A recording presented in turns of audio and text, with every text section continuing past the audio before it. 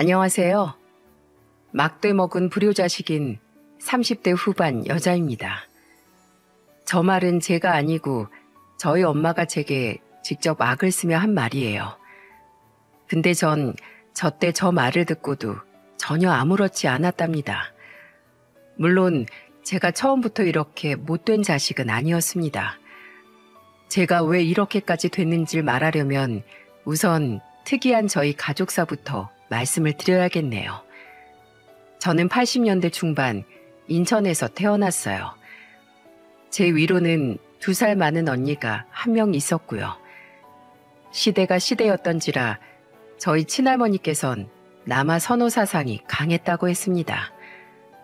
아들인 아빠를 낳기 위해 위로 줄줄이 고모들을 5이나 낳으셨을 만큼 말이죠. 엄마가 첫째인 언니를 낳으셨을 땐 할머니가 약간 실망한 기색을 내비치셨지만 그래도 자신의 아들에게서 본 첫손주인지라 굉장히 좋아하셨다고 해요. 어차피 아들은 나중에 낳아도 된다면서요. 저희 집안의 불화는 바로 둘째인 저마저 딸로 태어났을 때 시작이 되었다고 하더군요. 에휴, 또 딸인 게야? 죄송해요, 어머님. 됐다. 나도 딸 자식을 5번이나 낳은 판에 이제 고작 둘 낳은 널 어찌 탓하겠니? 고생했다. 아들이야 낳을 기회가 또 있겠지. 할머니는 태어난 저를 탐탁지 않게 여기셨다고 해요. 막 저를 출산한 엄마를 구박하거나 하진 않았지만 은근하게 얼른 아들을 낳으라고 종용하셨다고요. 그런데 문제는 출산 몇 시간 후 엄마가 갑자기 호흡곤란을 호소하신 겁니다. 그리고 곧바로 대형 병원으로 이송되어 자궁 적출 수술을 하게 되신 거죠. 당시 엄마는 곧 죽어도 수술을 안 하겠다고 울며 불며 고집을 부리셨다고 합니다. 하지만 불가항력이었죠. 안에 피가 잔뜩 고여 이대로 있으면 쇼크사할 수 있는 위험한 상황이었으니까요. 결국 엄마는 저를 낳은 후 더 이상 아기를 가질 수 없는 몸이 되어버렸답니다. 그토록 염원하던 아들을 갖지 못하게 되신 거죠. 제가 태어남으로 인해 말입니다. 엄마는 그런 원망을 모두 갓난쟁이인 제게 돌리셨습니다. 아들을 낳지 못하게 된 것도 시어머니인 할머니에게 눈칫밥을 얻어먹게 된 것도 모두 쓸모없이 딸로 태어난 저 때문이라고 말이죠. 반면 언니를 낳았을 때의 기억은 무척이나 좋게 남아있으셨는지 언니만은 엄마가 무척 예뻐하셨어요. 누가 보면 언니만 엄마의 친자라고 생각할 정도로 저와 언니를 많이 차별하셨죠. 엄마, 이것 봐요. 유치원에서 내가 그린 그림. 엄마랑 아빠랑 언니랑 나예요. 이런 걸 뭘 일일이 가져와. 어차피 다 쓰레기인데. 알았으니까 저쪽에 놔둬. 쓰레기 아닌데. 내 그림인데. 뭐라고?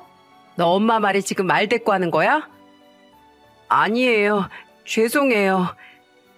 엄마 나도 유치원에서 그림 그렸어. 어머, 우리 유진이 이거 뭐 그린 거야? 엄마야, 잘 그렸지? 잘 그렸네, 우리 딸. 이거 거실에 걸어놓을까? 저와 언니를 볼 때 확연히 달라지는 엄마의 눈빛은 5살이었던 저도 몸서리치게 느낄 수 있었습니다. 저와 언니를 대하는 엄마는 완전히 다른 사람 같았어요. 왈칵 차오르는 설움에 아무 말 못하고 그림을 들고 안방을 나서는데 아빠가 등 뒤에 숨긴 제 그림을 가져가시더군요.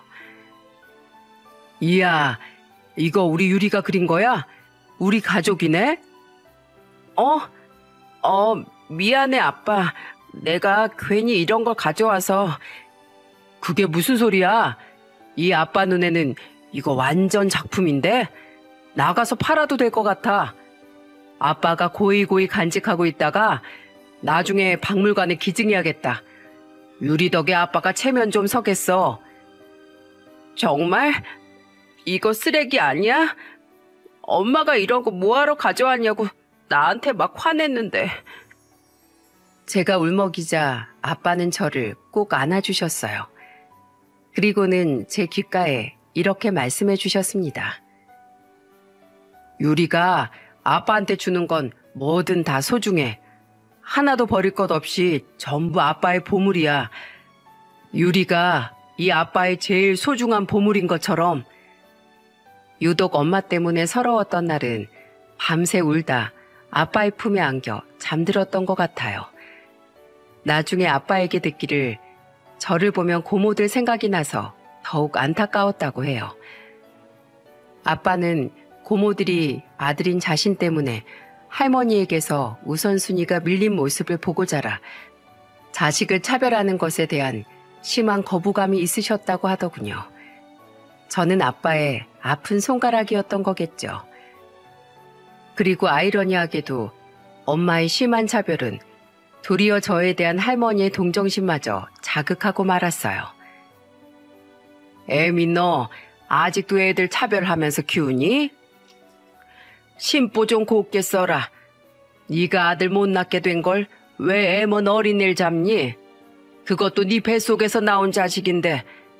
유리 일로 오거라. 혜미 옆에서 밥 먹자.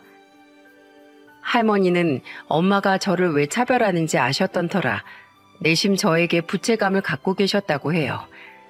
자신의 욕심 때문에 엄마가 제게 더 모질게 굴었던 것 같다면서요. 그렇게 할머니와 아빠는 언니보다 저를 더 챙겨주셨지만 항상 제 옆에 붙어있는 건 엄마였기에 저는 항상 언니보다 부당한 대우를 받으며 자랄 수밖에 없었어요. 할머니는 따로 살고 계셨고 당시 남해에서 선장 일을 하시던 아빠는 짧게는 일주일, 길면 한 달이라는 시간 동안 집을 비우곤 하셨거든요. 시간이 흘러 언니와 전 각각 19, 17의 사춘기가 되었습니다. 공부를 잘했던 언니의 고3 기간 내내 언니는 저희 집의 독재자였어요. 모든 가족의 생활 패턴과 식단은 전부 언니 위주로 돌아갔죠. 잔뜩 예민해진 언니의 신경에 뭐 하나라도 거슬렸다 치면 그날은 집에 난리가 나는 날이었을 정도니까요. 그러던 어느 날이었습니다. 학교에서 먹은 점심이 문제가 있었는지 저녁 내 배탈이 나서 고생을 했었죠. 그래서인지 밤 12시쯤이었는데 배가 너무 고파서 잠이 오질 않더라고요. 저는 까치발을 들고 살금살금 주방으로 가 아주 조용히 라면 한 봉지를 끓였습니다. 냉장고 여닫는 소리가 들릴세라 계란도 넣지 않고 김치도 꺼내지 않은 채로 어두컴컴한 주방에서 저는 라면 먹을 준비를 했죠.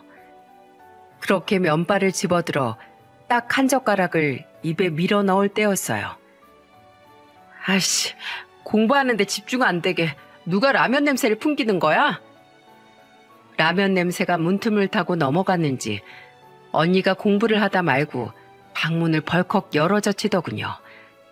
저는 너무 놀라 그만 사례가 들려 기침을 해댔죠. 언니의 새된 소리에 엄마 아빠 모두 안방에서 후다닥 나오더군요. 엄마가 주방 불을 켜자 어둠 속에서 몰래 라면을 먹고 있던 제게 가족들의 시선이 쏠렸습니다. 창피했어요. 저는 민망한 마음에 머쓱하게 웃어 보였죠. 하지만 엄마는 제 미소에 구겨진 표정으로 화답했습니다. 그리고는 제게 빽 하고 소리를 질렀죠. 넌 왜 이 밤에 처 안 자고 언니한테 방해되게 라면을 끓여 먹고 있어? 하여간 공부도 못하는 게 꼭 밥만 축낼 줄 알지? 빨리 그거 다 안 갖다 버려? 엄마, 나 오늘 저녁도 못 먹고 온종일 화장실만 들락거려서 이것만 금방 먹을게. 이게 그래도? 순식간이었습니다. 엄마는 한 입조차 제대로 먹지 못한 그 라면을 싱크대에 모조리 부어버렸어요. 그리고는 냄새를 없애려 그 위에 물을 틀어댔죠. 제가 너무 당황하고 서러운 마음에 눈물을 뚝뚝 흘리고 있는데 엄마가 제 손에 있던 젓가락을 뺏어갔습니다. 그리고 그 젓가락으로 제 머리를 툭툭 밀치더라고요. 이연인 공부한다고 이 시간까지 저렇게 고생을 하는데 넌 도움은 못 될 망정 방해나 해대고 대가리에 똥 만들었니? 그리고 그때 그런 엄마의 손을 낚아챈 건 다름 아닌 아빠였어요. 아빠는 한 손으로는 엄마의 손목을, 다른 한 손으로는 식탁에 앉아 울고 있는 제 머리를 감싸 안고 소리쳤습니다. 지금 뭐 하는 거야? 오랜만에 집에 와서 봤더니 당신 유리한테 이렇게 못되게 행동하고 있었어? 애가 배가 고프면 라면 좀 끓여 먹을 수도 있지. 저녁 내 아팠다는 애한테 약은 못 챙겨줄 망정 이게 뭐 하는 짓이야? 당신이 엄마야? 오늘 하루 공부 망쳤다가 우리 유진이 수능에서 한 문제라도 더 틀리면 당신이 책임질 거야? 아니면 유리 네가 책임질래? 넌 어떻게 애가 그렇게 저밖에 모르니? 이기적인 계집애야. 그만해. 자기밖에 모르는 건 당신이랑 당신이 버릇 잘못 들여놓은 유진이 쟤야. 어디 가족들 다 사는 집에서 저렇게 아나무인으로 굴 수가 있어? 안 봐도 훤하다 훤해. 당신이 평소에 쟤랑 유리를 어떻게 대했는지. 됐고, 나 더 이상 당신이랑은 정이 떨어져서 못 살겠어. 이혼해. 아빠는 그렇게 엄마에게 이혼을 통보했어요. 엄마는 누가 하라면 못할 줄 아냐며 소리를 바락바락 질러댔고, 언니는 다들 시끄럽다며 거기에 한 옥타브를 더 얹었죠. 이후 아빠는 정말로 엄마에게 이혼 서류를 내밀었습니다.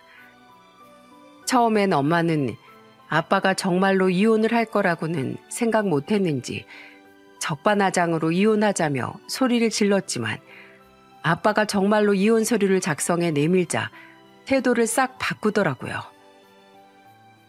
내가 지금 벌이도 없는데 혼자서 뭐 해먹고 살아? 지금 살고 있는 이 집 놔줘. 그리고 유진이 대학 가게 되면 등록금 전부랑 학교 졸업할 때까지 양육비도 200씩 주고. 설마 똑같은 자식인데 나 몰라라 하진 않겠지? 당신 돈도 잘 벌잖아. 안 그럼 나 절대 이혼 못해. 엄마에게 이미 정이 다 떨어진 아빠는 그래도 자식인 언니를 위해서라고 생각하고 엄마가 제시한 조건을 모두 들어주었어요. 그렇게 언니는 엄마를 따라 그 집에 남게 되었고 저는 혼자 살고 계시던 할머니의 집으로 들어가게 되었죠. 아빠는 아예 일을 하시던 남해 쪽으로 방을 구해 내려가게 되셨고요. 할머니, 손녀 학교 다녀왔어요. 우리 씨알 강생이 왔냐? 배고프지? 이 헬미가 간단하게 야식해놨어. 먹고 할머니랑 텔레비 좀 보다가 자자.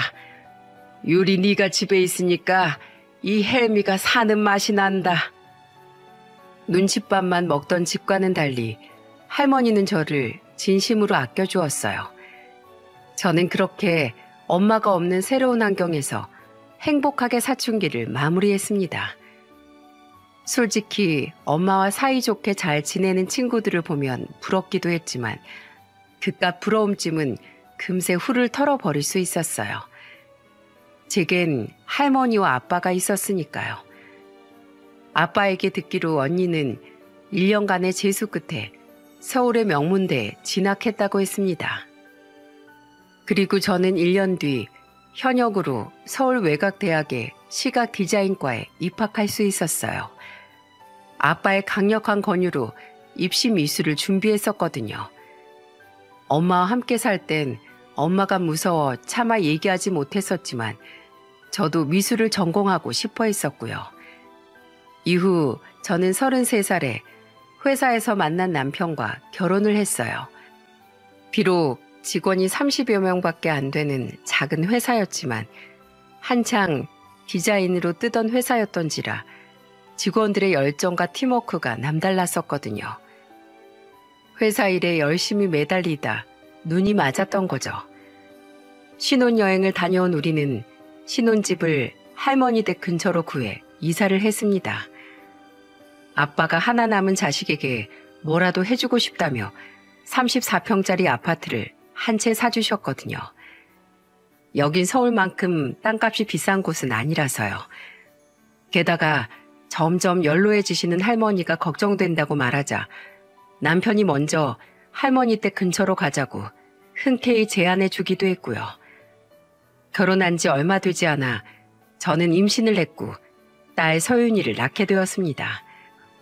할머니는 저를 거둬들인 후 가부장적인 면이 많이 퇴색되셨는지 제가 출산을 하던 날 딸이라는 소식을 듣고도 굉장히 기뻐하셨어요. 고생했다. 고생했어 내 손녀. 딸이면 어떻고 아들이면 어떠하니. 널 쏙 빼닮아서 이렇게 예쁜 걸. 아이고 눈도 코도 널 닮은 게 아주 할미가 눈물이 나서 죽겠다. 아가가 아가를 낳았어. 아빠 또한 기뻐하기 마찬가지셨죠. 마치 제가 태어났을 때가 생각나신다면서요. 그렇게 앞으로 쭉 행복하게 살며 엄마 언니를 다시 볼 일 없을 줄 알았건만 참 삶이라는 게 어디로 튈지 한 치 앞도 모르는 거더라고요. 집에서 1살 배기 서윤이를 보고 있는데 아빠에게서 전화가 한 통 오는 겁니다. 그런데 왜인지 아빠는 제게 말을 꺼내기를 굉장히 망설이시더라고요. 유리야, 네 엄마한테서 전화가 왔다. 눈썹이 확 찌푸려졌어요. 한참을 잊고 살았던 사람의 존재가 수면 위로 드러나는 것 같아서요. 무슨 일로? 지난날 자기 행동을 후회한다는구나. 너와 나한테, 특히 너한테 많이 미안하다고 말이야. 아빠, 그 말을 믿어? 한참을 울면서 말하는 걸 보니 어느 정도는 진심이지 않을까 싶다. 그래서 말인데 네 엄마가 나한테 다시 합치자고 얘기를 하더구나. 너희들을 유독 차별했던 게 이혼의 원인이었던 건데 너랑 유진이 둘 다 30이 훌쩍 넘었으니 이제 다시 합치지 못할 이유가 없지 않냐는 거야. 저는 너무 싫었어요. 벌써 18년이나 지났지만 어린 시절부터 당해왔던 차별에 대한 기억은 아직도 제 머릿속에 생생했거든요. 그런 제 기색을 눈치챘는지 아빠는 저를 설득하기 시작하시더군요. 사실 이 아빠도 처음엔 그냥 끊으려고 했다. 유진이 대학 졸업하고 나서 전혀 연락을 안 했었는데 갑자기 이게 무슨 뜬구름 잡는 이야기인가 싶어서 말이야. 그런데 유리야, 아빠도 이제 늙었나 보다. 이제 선장직도 내려놨고 이 먼 타지에서 혼자 살려다 보니 너무 외로워. 아빠도 누군가 소소하게 인생을 즐기며 노년을 보내고 싶구나. 그 누군가가 엄마였으면 좋겠다는 거야, 아빠는? 할머니는 이거 알고 계셔? 뭘 하시는데? 그래, 내가 이제 와서 또 누군가 어디서 만나겠니? 그리고 네 할머니도 네 엄마에 대한 죄책감이 조금 남아있는 것 같더라. 당신 자신이 네 엄마에게 아들 낳길 보채서 네 엄마가 더 삐뚤어졌던 것 같다고 말이야. 그렇게까지 네 엄마가 울고 빌고 하는데 한 번쯤은 봐줘도 되지 않냐고 하시더라고. 아빠가 그렇게까지 말씀하시는데 따로 가정을 이루고 나와 살던 제가 아빠한테 뭐라고 말씀드릴 수 있었겠어요? 그저 저는 딸로서 내키진 않지만 아빠 인생이니 아빠의 뜻을 존중한다고 말씀드렸죠. 그렇게 아빠는 다시 이전 우리 네 가족이 살던 집으로 들어가게 되었어요. 혼인신고는 하지 않고 살림만 합치기로 한 거죠. 엄마도 아빠의 의견에 적극 동의했고요. 엄마 언니는 아직도 그 집에서 둘이 살고 있었다고 하더군요. 결혼한 저를 빼면 이제 세 식구가 다시 그 집에서 만나 살게 된 거죠. 아빠가 남해에서 인천으로 다시 이사를 와 엄마와 합친 날 저는 아빠의 전화를 받고 딸아이와 남편과 함께 그 집으로 가게 되었습니다. 그 집으로 향하는 내내 결혼 전부터 사정을 전부 알고 있던 남편은 저를 안심시키려 노력했어요. 장인어른께서도 다 생각이 있으시니까 다시 합치신 거겠지. 너무 스트레스 받지 마. 우린 우리대로, 아버님은 아버님대로 잘 살아가면 그걸로 된 거야. 남편은 좋은 사람이었어요. 쉽게 흥분하고 감정의 폭이 큰 저를 항상 침착하고 편안하게 만들어주던 착한 사람이었죠. 저는 남편의 말에 그래, 난 더 이상 엄마한테 휘둘리던 어린애가 아니야 하고 마음을 다잡으며 초인종을 눌렀습니다. 유리야. 현관문을 열고 저를 마중 나온 건 많이 늙어버린 엄마였어요. 엄마는 저를 보더니 눈가에 눈물이 그렁그렁하게 맺히더군요. 그리곤 할 새도 없이 저를 끌어안았죠. 유리야, 와줘서 정말 고맙다. 고마워. 이 엄마가 널 얼마나 보고 싶어 했는지 몰라. 저는 도대체 이게 무슨 일인가 싶어 엄마에게 안긴 채 나무 토막처럼 뻣뻣하게 서 있었어요. 솔직히 좀 짜증도 났어요. 생전 나한테 이런 적이 없는 사람이 갑자기 웬 오버인가 하고요. 오랜만이네, 엄마. 제가 무뚝뚝하게 대꾸하자 엄마는 머쓱한 표정을 지으며 제게서 떨어지더군요. 그리고 제 뒤에 딸을 안고 서 있는 남편을 보고는 활짝 웃더라고요. 자네가 윤서방이구먼.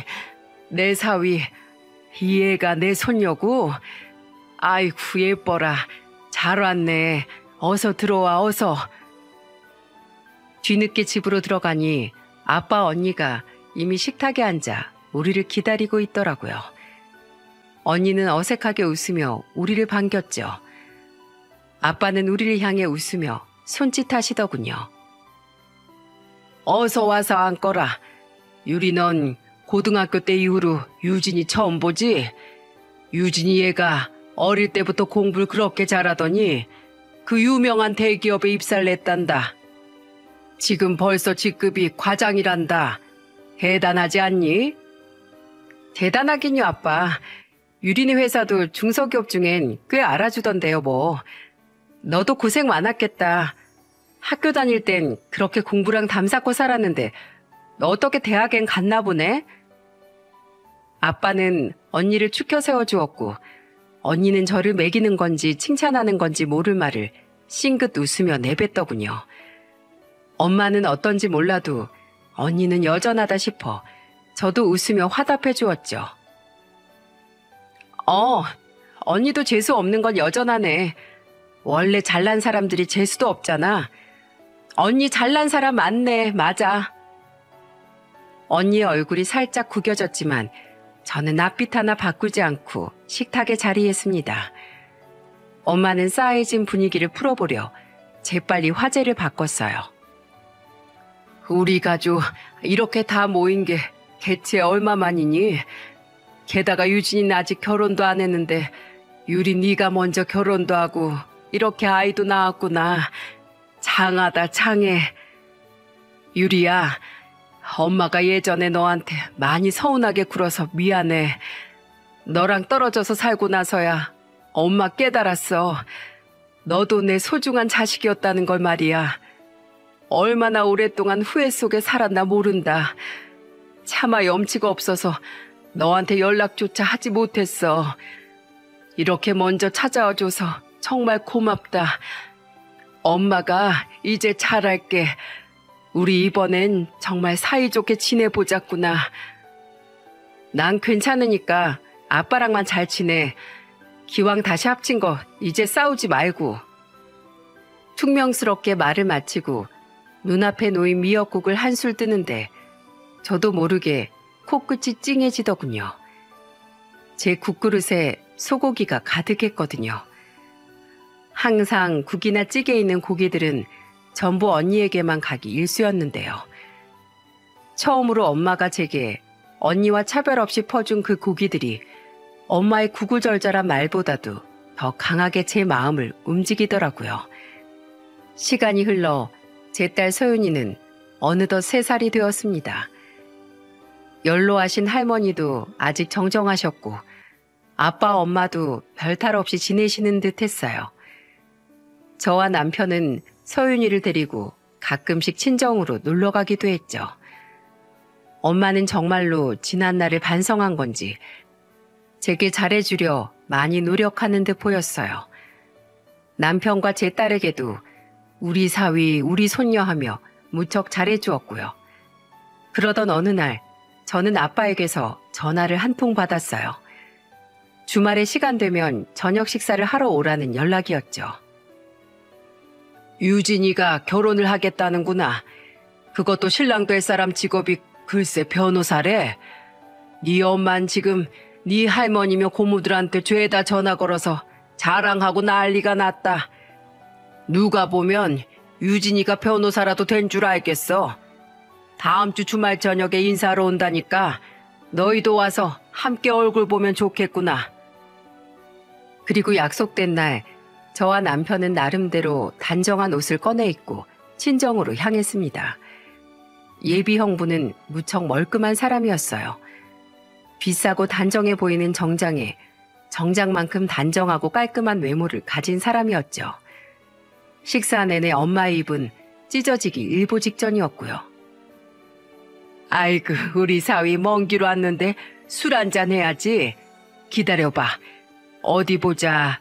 여기 있다. 이거 자네 장인이 애지중지하던 아주 비싼 술이야.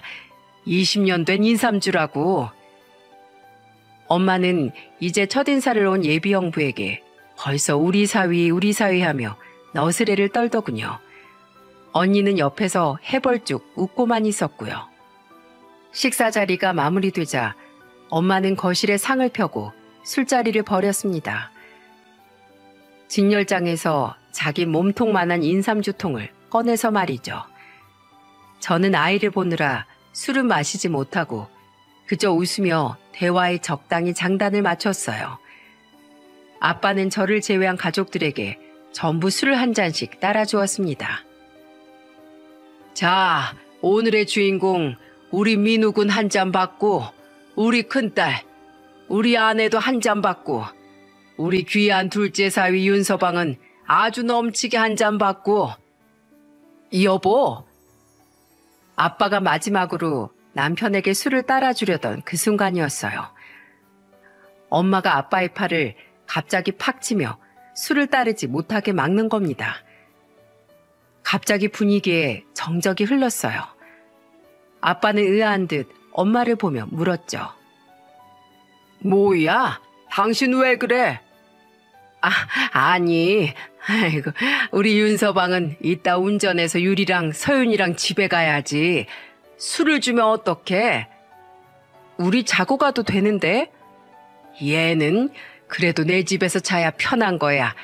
그렇지, 윤서방? 서운해하지 말고 윤서방은 다음에 한 잔해. 자고 가도 된다는 제 말을 무시한 채 엄마는 남편의 음주를 말렸어요. 남편은 머쓱하게 웃으며 잔을 내려놓았죠. 그럼 장인어른, 대신 제가 한 잔 따라 드리겠습니다. 아유, 아니지. 윤서방 말고 오늘의 주인공인 우리 변호사 사위님이 장인어른한테 한 잔 따라줘. 옳지. 엄마는 남편이 아빠에게 따르려던 술병마저 예비 형부에게 넘겨버렸어요.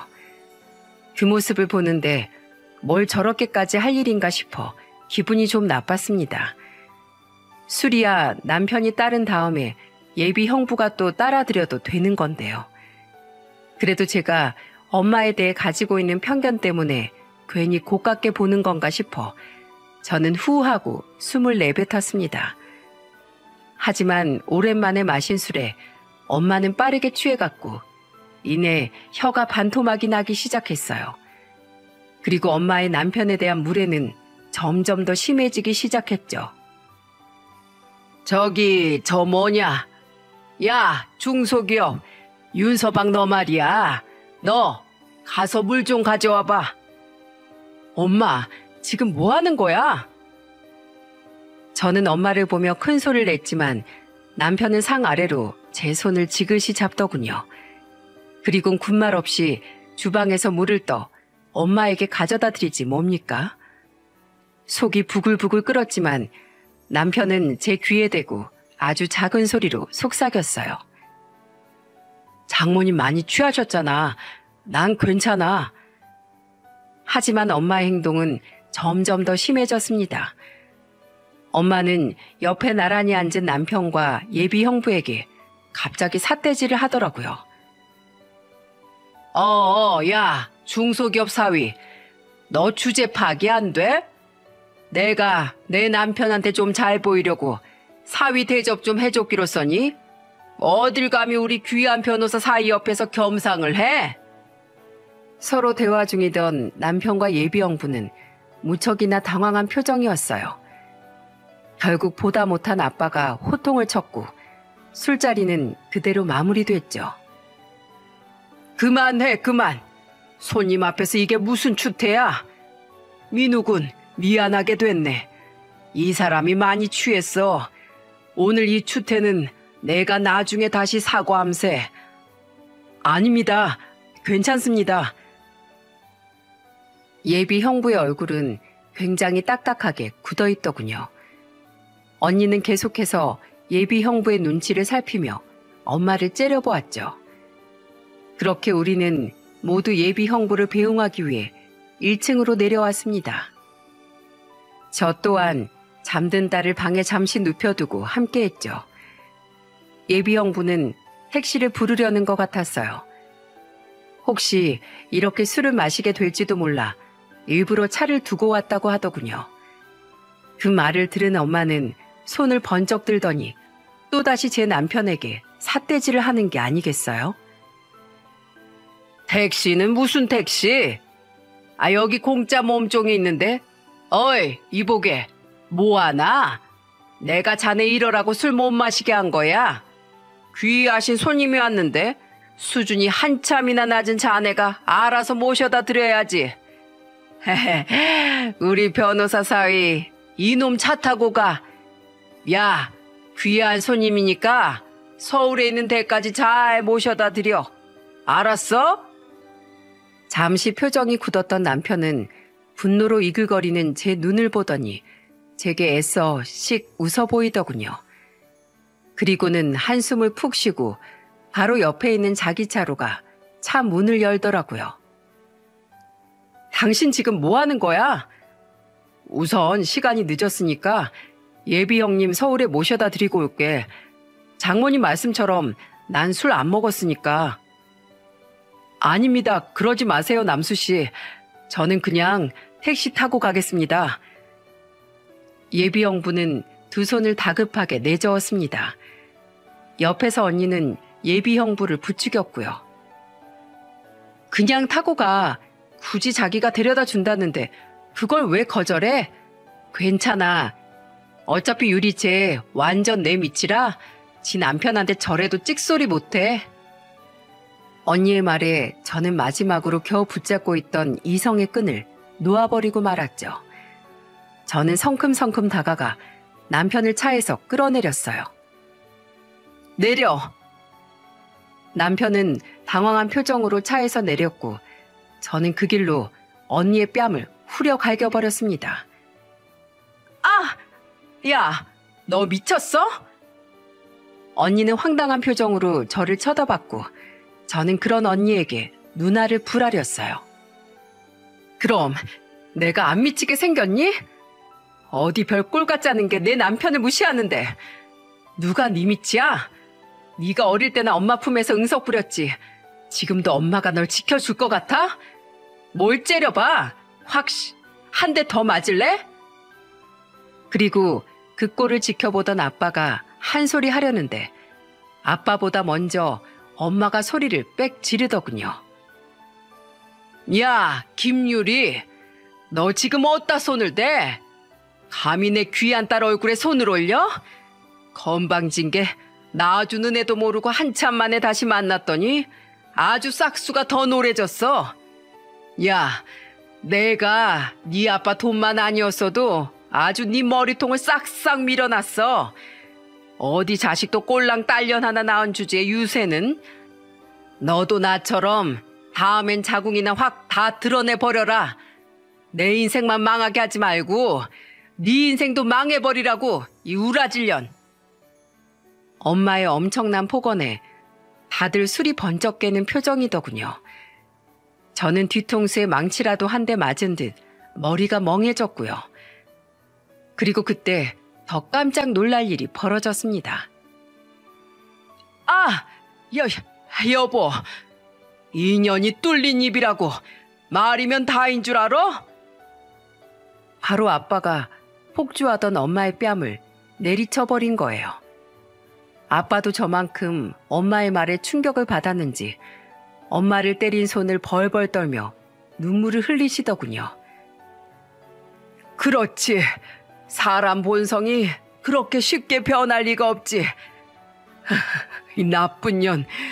나를 농락하다 못해 우리 유리 가슴에 또 한 번 저렇게 대못을 박아? 네가 그러고도 엄마야? 네가 인간이냐고. 아! 지금 날 때린 거야? 때린 거냐고.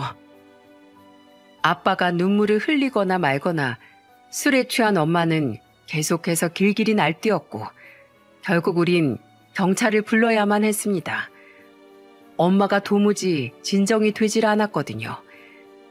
경찰이 오고서야 엄마는 조용해졌어요.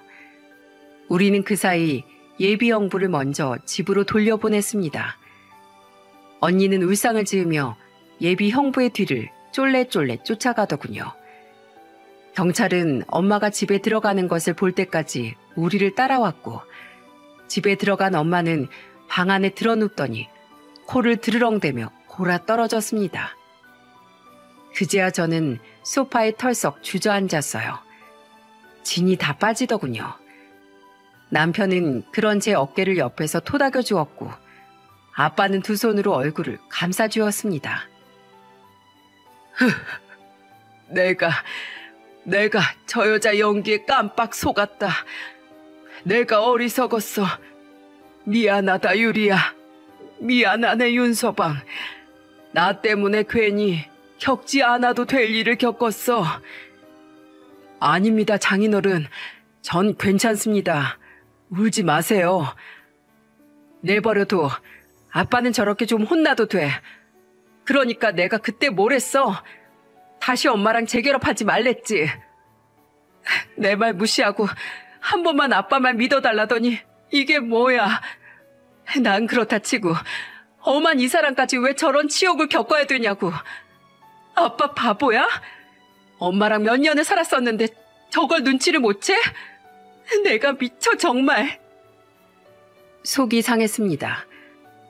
저딴 사람에게 두 번이나 속은 아빠도 조금이나마 희망을 가졌던 저 자신에게도 화가 났어요. 아빠는 제게 그저 미안하다며 우셨고 남편은 펑펑 우는 저를 계속해서 다독여 주었습니다. 여보, 미안해. 괜히 나 때문에 우리 집에서 이런 일 겪게 해서. 아니야, 당신이 뭐가 미안해. 난 괜찮아. 당신도 많이 상처받았잖아. 난 그게 더 속상해. 이렇게 착한 사람인데 어쩜 저렇게 못되게 굴 수 있단 말입니까? 평소에 잘해주는 척했지만 술에 취해 뱉은 모든 말들이 진짜 진심이었겠죠. 그날 밤 언니는 집으로 돌아오지 않았고 저와 남편, 아빠는 뜬 눈으로 밤을 새고 말았어요. 그리고 날이 밝고 남편의 술이 깨자마자 우린 집으로 돌아왔죠. 잠에서 깬 그 추악한 여자를 더 이상 마주하고 싶지 않았거든요. 저는 집으로 돌아오자마자 심부름 센터를 알아봤습니다. 그리고 그곳에 엄마와 언니의 뒷조사를 의뢰했어요. 전날 술에 취해 뱉었던 엄마의 말이 의심쩍었거든요. 아빠의 돈에 관련된 말 말입니다. 그리고 3일 뒤 흥신소 직원에게 받아본 자료는 제 입을 떡 벌어지게 만들었죠. 엄마에겐 8천만 원의 빚이 있었더군요.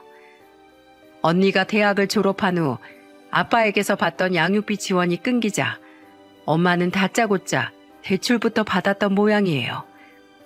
그것도 재산 분할로 받은 그 집을 담보로 말이죠. 자신이 나가서 일을 해 돈을 벌 생각은 전혀 하지 않고요.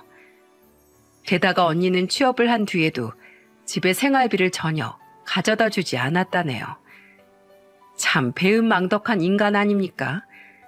엄마는 여태껏 자기 하나만 보며 살았는데요. 결국 대출금은 갚지도 못하고 돈을 전부 써버린 엄마는 잘 살고 있는 아빠에게 빌붙은 겁니다. 아빠의 벌이가 꽤 되었으니 모아둔 돈도 많을 거라고 생각한 거죠.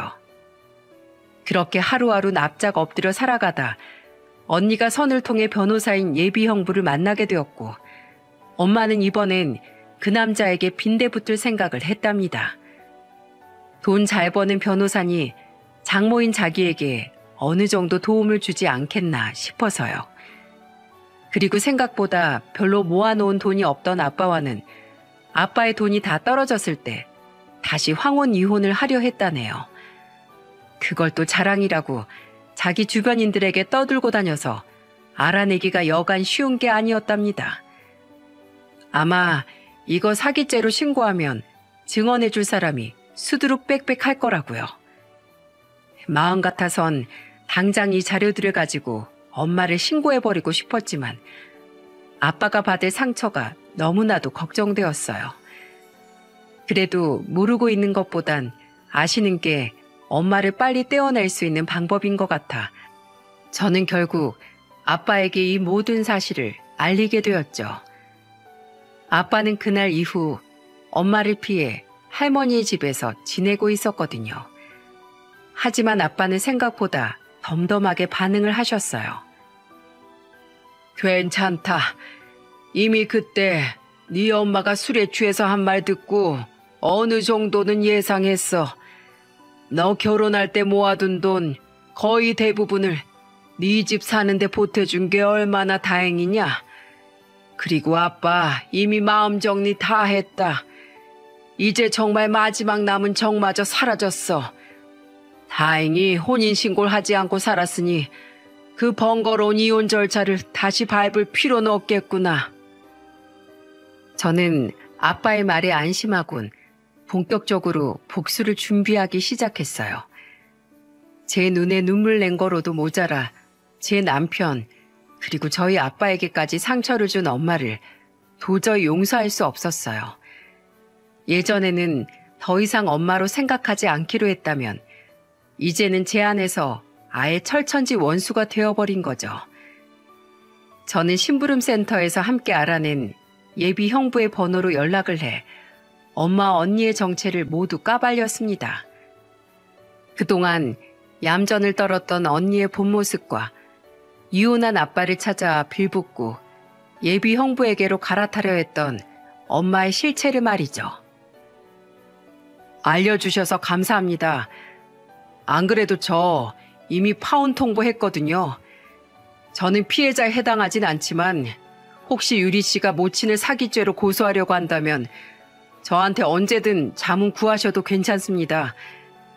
경우가 지저분해 의뢰를 맡아드리지 못하겠지만 자문 정도야 얼마든지 가능하니까요. 예비 형부, 아니 그 변호사의 말에 따르면 사건이 있던 다음 날 이미 그 사람은 언니에게 파혼 통보를 했다고 합니다. 이런 막장인 집안과 인연을 맺을 수 없다면서요. 요조 숙녀인 척 얌전을 떨었던 언니의 본 모습도 잘 알 수 있게 된 계기였고요. 언니는 이틀을 내리 그 사람 집 앞에서 매달렸지만 남자는 아예 경찰을 불러 언니를 쫓아내 버렸다고 하네요. 이후 저는 정말로 엄마를 사기죄로 고소해버렸습니다. 흥신소에서 받은 자료들과 엄마에게 모든 이야기를 귀에 못이 박히도록 들은 동네 아줌마들을 증인으로 세워서 말이죠. 게다가 다행인지 불행인지 계획적으로 아빠에게 접근해 실제로 돈을 뜯어먹었기에 사기죄가 성립이 되었다고 하네요. 피해액이 없었다면 고소 성립이 힘들었을 거라고요. 엄마는 결국 벌금 1,000만 원형을 받게 되었고 아빠는 추가로 사실혼 관계에 관한 위자료 소송을 걸었습니다. 이미 사기죄가 성립된 뒤라 엄마는 위자료 소송에서도 패소했고 결국 예전 아빠에게서 받았던 그 집을 도로 아빠에게 돌려주게 되었죠. 아빠에게 줄 수 있는 가진 재산도 다달이 위자료를 보내줄 경제력도 없었으니까요. 아빠는 그 집은 이제 꼴도 보기 싫다며 받자마자 팔아버렸고 마지막 남은 정이라며 그 돈에서 일부를 떼어 엄마의 빚을 갚아주셨어요. 평생 거지로 살 앞날이 불쌍하다고요. 그리고 언니는 그 변호사를 소개시켜줬던 회사 상사가 주선해준 자기 얼굴에 먹칠을 했다고 길길이 날뛰며 회사에 전부 소문을 내버렸다고 하네요. 결국 회사에서의 평판은 곤두박질 쳤고 그게 인사 고가 점수에까지 반영돼 승진길은 거의 막혔다고 보면 된다고 합니다. 본인이 회사에서 따돌림을 못 견디면 언젠가는 자진해서 퇴사를 하던지 하겠죠. 여기까지가 제가 언니와 파혼한 변호사에게 자문을 구하다 전해들은 마지막 전말이네요. 이 모든 일이 정리되고 다시 일상을 되찾기까지 무려 1년 5개월이라는 시간이 걸렸습니다. 시간이 점점 빠르게 흘러가는 것 같아요. 저는 남편과 상의 후 몇 달 전 결국 회사를 그만두었습니다. 왜냐하면 말이죠. 아이고 예뻐라. 우쭈쭈. 그래. 내가 네 할아버지다. 얘는 유리 네가 아니라 아주 윤서방을 쏙 빼닮았구나. 바로 제가 석 달 전 아들을 출산했거든요. 할머니와 살고 있는 아빠는 저희가 놀러 가면 손자 곁에서 아주 떨어질 줄을 모르십니다. 저희 딸이 갓 태어났을 땐 계속 남해에서 지내셨던 터라 어린 시절을 많이 보지 못하셨거든요. 그리고 솔직히 저는 제가 아들을 낳으면 저희 할머니께서 제 딸과 아들을 차별할까봐 조금 걱정을 했었네요. 그런데 웬걸 할머니는 아직도 저희가 할머니 댁에 가면 우리 서윤이만 품에 꼭 안고 계신답니다. 윤서방 자네한테 미안하네만 나는 내 손녀를 꼭 닮은 우리 서윤이가 조금 더 예쁘다네. 그러니 너무 서운해하지 말게나. 어째 역차별이 된 것 같긴 하지만 그래도 할머니는 우리 아들 또한 예뻐해 주신답니다. 서윤이만큼은 아니지만은요. 그리고 얼마 전 엄마에게서 문자가 한 통 왔어요. 걸려오는 전화는 제가 일절 받지 않았거든요. 그 끔찍한 목소리조차 듣기 싫어서 말이죠. 유리야, 엄마가 미안해. 엄마 정말 그동안 반성 많이 했어.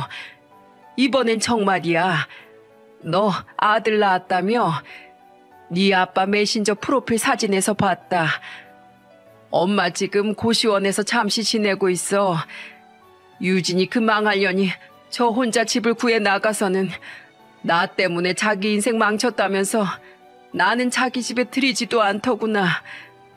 유리야, 너 혼자 애 둘 보기 힘들지 않니?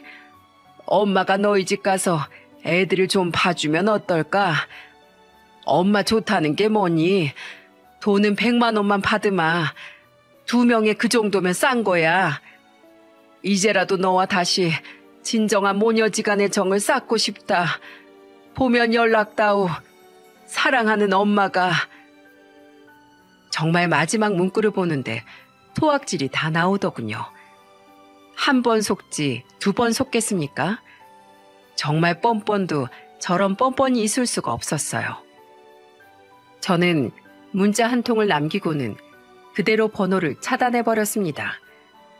2번 다시 전화도 문자도 하지 못하게 말이죠. 누구시죠? 전 엄마 없습니다. 연락하지 마세요. 그게 정말 마지막이었어요. 그렇게 전 질긴 엄마와의 악연을 끊어냈네요. 어릴 적과는 다르게 더 이상 시원하지도 섭섭하지도 않았습니다. 그저 덜 닦인 똥을 마저 씻어낸 기분이랄까요? 요즘 새근새근 잠이 든 제 2 아이들을 보면 가슴이 뭉클해지고는 합니다. 어떻게 이 둘 중 더 귀한 아이를 정할 수 있겠나 싶어서요. 그리고 그럴 때마다 가끔씩 엄마, 아니 그 여자에 대한 화가 치밀어 오르긴 하지만 그것도 언젠가는 더 먼 추억으로 가슴에 묻히고 잊혀지겠죠. 그럼 제 사연은 여기서 이만 마무리하도록 하겠습니다. 작은 방에서 아들이 그새 깨서 울고 있어 달래러 가야 하거든요. 다들 좋은 하루 보내세요. 감사합니다.